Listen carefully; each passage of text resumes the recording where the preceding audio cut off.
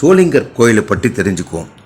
Sholinghur bus ஸ்டாண்ட்ல இருந்து 2 kilometre தூரத்தில் நுழைவாயிலை கடந்ததும் வலது பக்கம் உள்ள புனித தீர்த்தத்தில் குளித்தால் நாம் செய்த பாவங்கள் குறையும் என்பது நம்பிக்கை.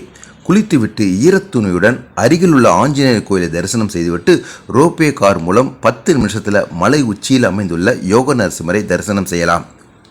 ரோப்பே கார் மூலம் செல்லும்பொழுது அழகான இயற்கை காட்சிகளை கண்டு ரசிக்கலாம்.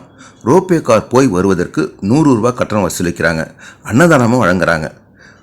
மலை மேல் செல்வதற்கு 1305 படிக்கட்டுகள் அமைந்துள்ளதால் நடந்து செல்லலாம். இக்கோயில் சோழ மன்னர்களால் கட்டப்பட்டது. திருத்தணியிலேருந்து இப்போ சோளிங்கர் கோயிலுக்கு வந்திருக்கோம். சோளிங்கர்லேருந்து நாங்கள் அப்படியே ஆஞ்சநேயரை தரிசிச்சுட்டு அங்கே ஒரு புண்ணிய தீர்த்தம் இருக்குன்னு நாங்கள் அங்கே குளிச்சுட்டு ஆஞ்சநேயர் பார்த்துட்டு ஒரு நாகாத்தம்மன் கோயில் இருக்குது அங்கேயும் பார்த்துட்டு மேலே சோளிங்கருக்கு ரூப் காரில் போயிட்டுருக்கோம். நீங்களும் வாங்க தரிசிக்கலாம். எல்லாம் வந்து படிக்கட்டு இருந்துச்சு, ஏற முடியாமல் சிரமப்பட்டு இருப்பாங்க. நிறைய பேருக்கு இப்போ ரூப் கார் வந்திருக்கிறது தெரியாது. நீங்கள் இதுக்கப்புறம் வந்தீங்கன்னா ஈஸியாக ரூப் கார்லேயே போயிட்டு சாமியை தரிசிச்சுட்டு கீழே வந்துடலாம். எவ்வளோ ரோப் கார் போகிறதுக்கு? ரோப் காருக்கு போகிறதுக்கு ஒரு 50 ரூபாய், ரிட்டர்ன் வரத்துக்கு ஒரு 50 ரூபாய், 100 ரூபாய். அன்னதானம் பண்ணுறாங்க. மேலே அன்னதானம் ரிட்டர்ன் கீழே பண்ணுறாங்க.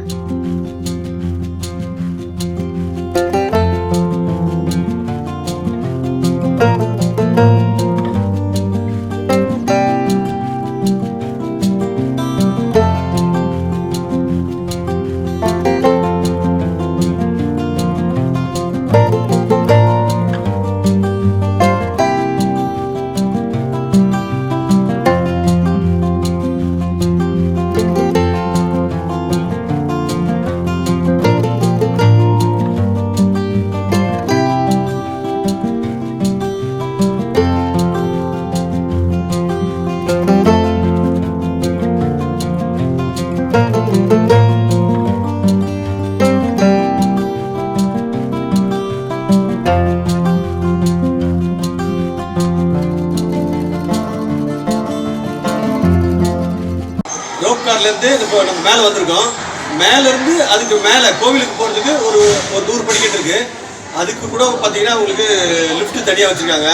வயசானவங்கள ஏற முடியலன்றதுக்காக இந்த லிஃப்ட் வழியாக நம்ம மேலே போயிடலாம்.